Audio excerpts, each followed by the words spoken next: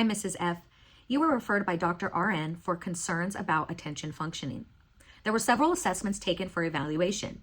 Today, I will give you a copy of the psychological assessment report and discuss your results. The results of this evaluation are considered reliable and valid for interpretation.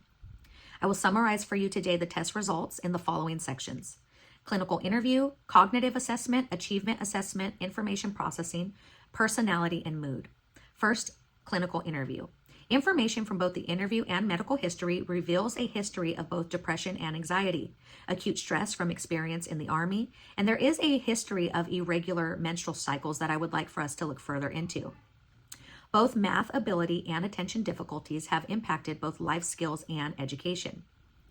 Cognitive assessment. Your cognitive functioning, based on results, appeared to be average. Achievement assessment. Math appeared to be a slight weakness, as expected. Reading, spelling, and sentence comprehension showed average and expected scores. However, achievement levels found in the Nelson-Denny timed reading test, specifically in the area of reading comprehension, seemed to have been impacted by levels of anxiety. Information processing. Simple attention and working memory showed to be average, and executive functions also showed to be average.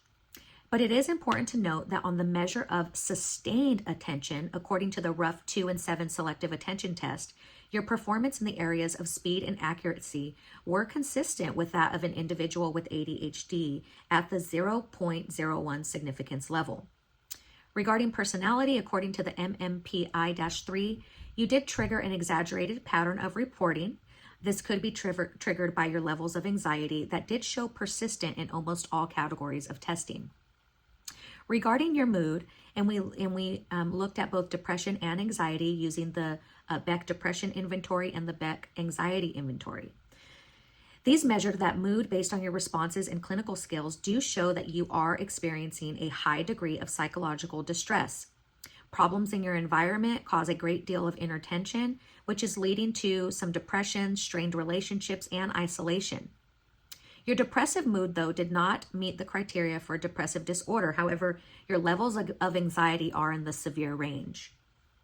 And so for your diagnosis today, two things.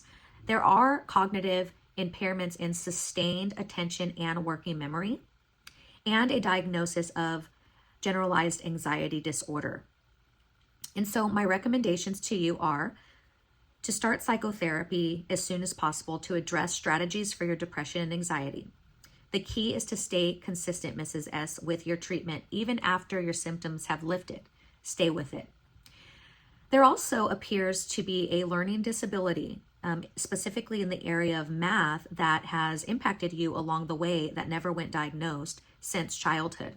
I recommend further testing in this area, and since you are still going to school, I recommend that you seek out academic accommodations that are available to you. There are things like extended time for tests, the ability to use a calculator, extended time for assignments, and other practical tools that your therapist can work with you on in regards to studying and setting up an environment to help you be successful.